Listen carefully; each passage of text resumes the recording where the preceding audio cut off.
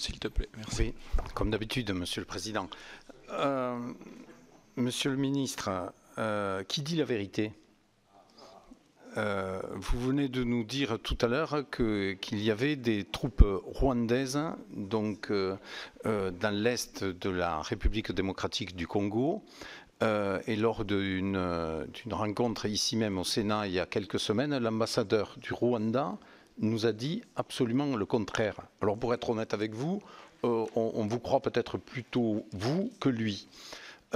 Et que par rapport à la situation donc qu'il y a dans cette région, par rapport au et tout à l'heure on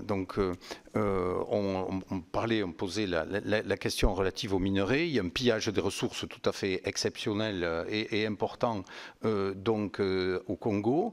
Avec des exportations du Rwanda de minerais raffinés qui ne correspondent pas du tout à la proportion des richesses minières qui sont celles de ce pays, et que donc, dans ce cadre-là, que compte faire la France pour faire de telle sorte que la paix puisse revenir dans cette région-là et que le Rwanda, les troupes du Rwanda puissent rentrer chez elles?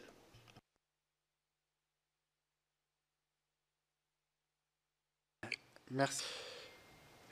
Philippe Folliot soulève la question de la crise dans les Grands Lacs. Je vous ai dit les démarches que nous avons entreprises et que nous continuons d'entreprendre au niveau bilatéral vis-à-vis des autorités des deux pays, mais aussi des pays de la région, puisque que ce soit l'Union africaine ou l'EAC ou la SADC, les organisations régionales ont un rôle à jouer dans la résolution de cette crise.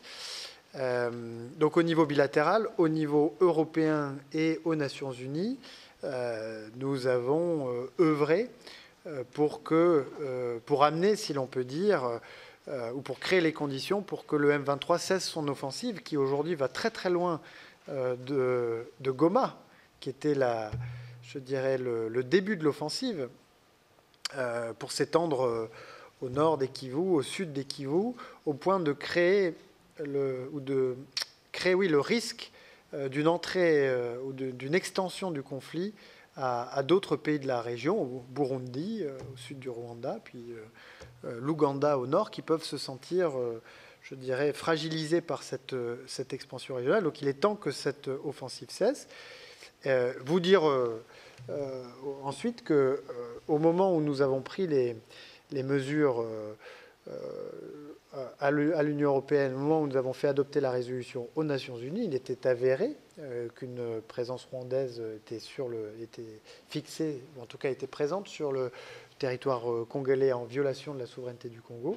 C'est pourquoi ces mesures ont été prises. Ensuite, vous avez raison, et c'est aussi la position de la France, de veiller à ce qu'une résolution durable puisse être trouvée à ce conflit, qui dure depuis 30 ans maintenant, et qui a des causes profondes, comme on dit, même s'il faut faire attention aux mots qu'on utilise, qui tiennent à la fois à des questions identitaires et d'accès à la pleine citoyenneté des populations de l'Est de la République démocratique du Congo, et puis à peut-être je dirais à la structuration de l'économie des minerais dans cette région, qui a peut-être parfois servi de carburant au conflit plutôt que de servir à l'apaisement du conflit.